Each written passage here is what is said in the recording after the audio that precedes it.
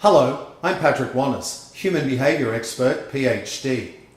In my life, there's been heartache and pain. I don't know if I can face it again. I can't stop now. I've travelled so far to change this lonely life. I want to know what love is. I want you to show me. I know you can show me. They're the lyrics from the famous song by Foreigner, I Want to Know What Love Is. And it represents an extraordinary desire that each and every one of us has to experience love, to try to understand love, to feel love, and in some cases the definition is to find love. Do we even really find love? Well, obviously love exists within us all. And I've said it before that our ultimate, deepest, hidden desire isn't so much to experience love as it is to express love. When we feel good about ourselves, when we feel that we're special, we're worthy, that we have something to offer the world, then we want to express love.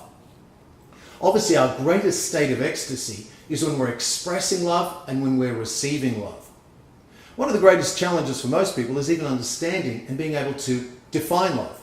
Of course, if you turn to the Bible, there's a long description of love, saying love is kind, love is patient, love does not boast, love does not envy, love is not proud, etc. And that's a good description of love.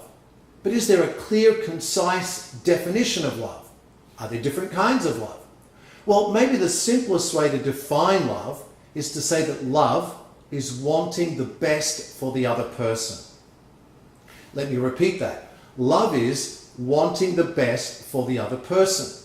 Now that applies in almost every area of your life, whether it's social, romantic, personal, whether you're a parent, whether you're a sibling. Think about it.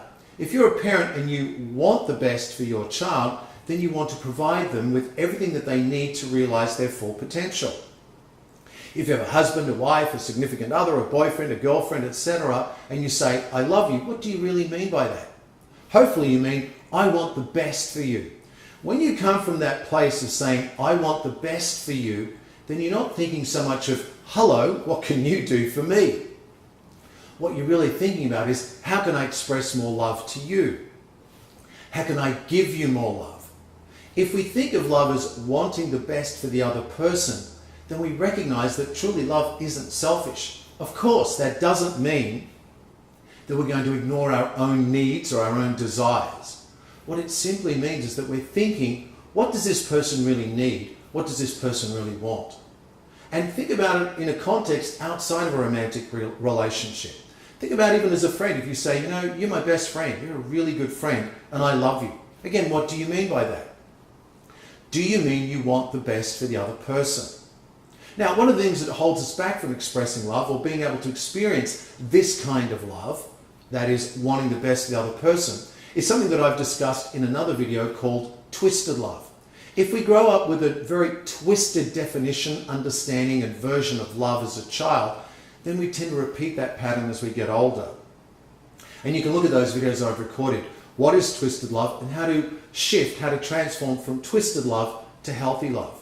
However, maybe the ultimate suggestion is to consider, can someone even really show you love? Of course they can express love.